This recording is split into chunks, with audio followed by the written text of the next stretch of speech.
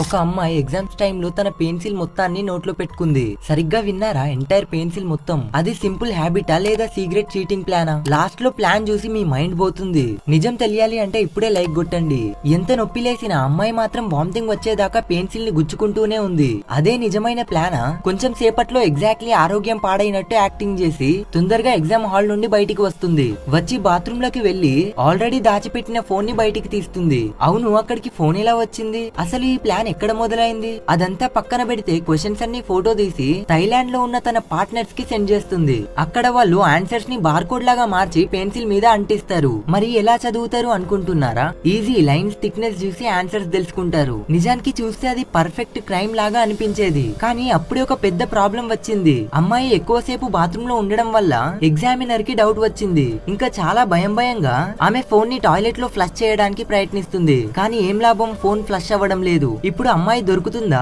మీకు last exam లో ఎన్ని మార్క్స్ వచ్చాయి? కామెంట్ చేసి సబ్స్క్రైబ్ చేయండి.